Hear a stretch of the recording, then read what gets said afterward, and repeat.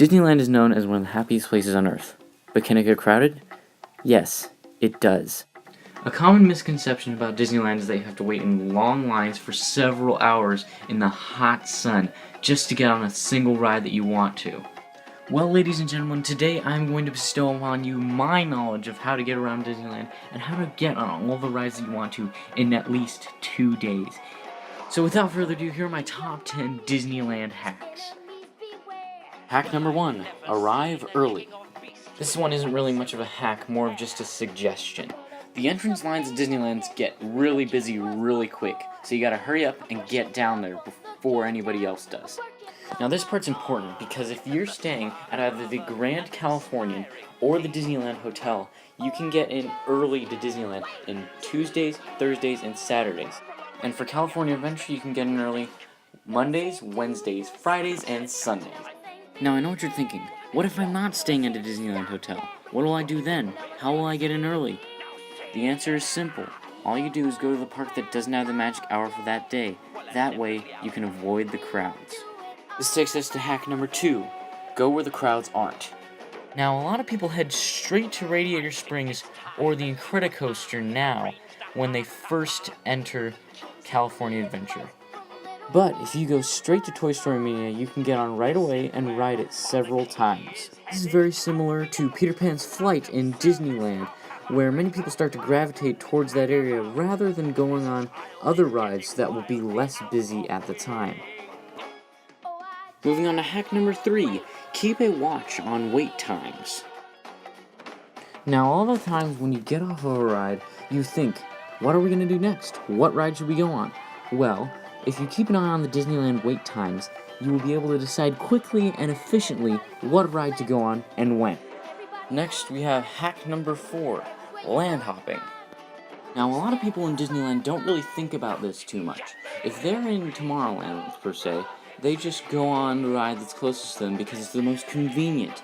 Let's say if you got off Star Tours, you go straight to Space Mountain because you think that that's the most convenient thing to do because you're right there, might as well do it. Well, that's not really always the case. Normal people, when they visit Disneyland, they like to stay in one land. They like to circulate through and get all the rides done while they're there. But if you pay attention to the ride times, you can go from one land to another and have zero wait. It's amazing. You can go from Astro Blasters straight on to the Jungle Cruise, and it won't have that long of a wait. Trust me on this. Because as the circulation is going through, less people go to the ride they were already on, and it changes the ride wait time, so it's a lot shorter.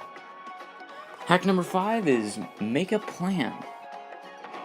Now, whenever I go to the Disneyland theme park, I always use the system called RideMax. It's a great system, and it calculates, based on an algorithm, what you should do for that day and how to go through it.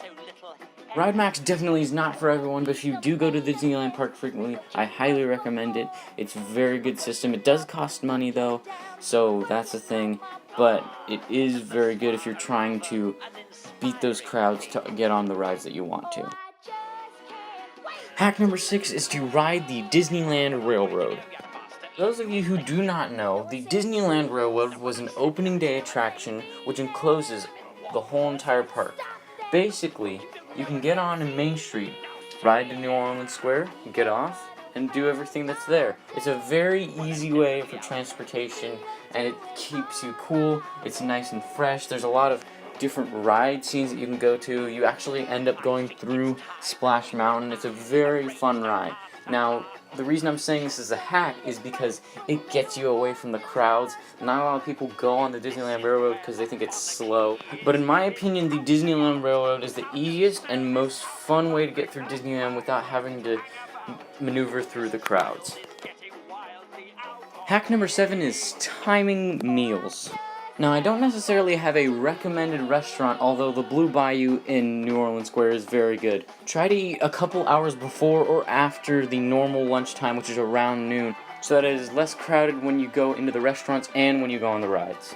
Hack number 8 ties into hack number 7, that is timing when you shop, so making sure that you shop at the correct times. Finding the correct time to shop is very important at the Disneyland theme park. Whenever I go, I always like to shop right when I get there or right before I leave.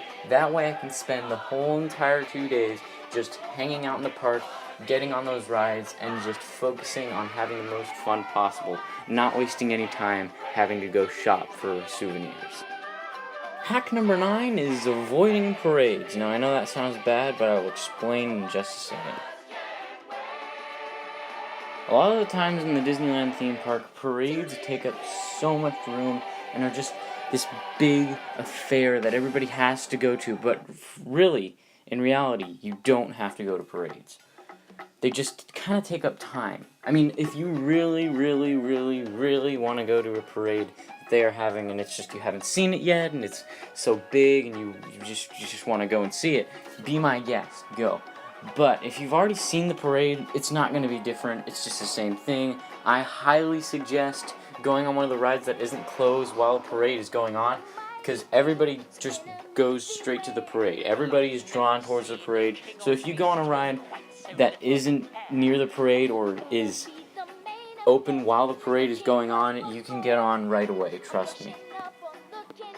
And finally, the most important Disneyland hack is using Fast Passes. For those of you who don't know, Fast Passes are just separate tickets to get you in a separate line, and they're fairly easy to use.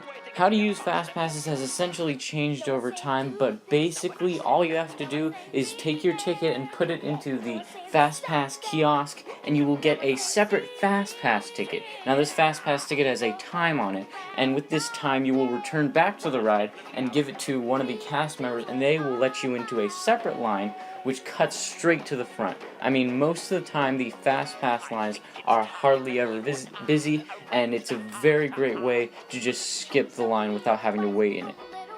Now, before I want to end this video, I just wanted to say that I am doing a 100 subscriber giveaway, if you guys weren't already aware. This is what I'm giving away for the 100th subscriber who subscribes to my channel.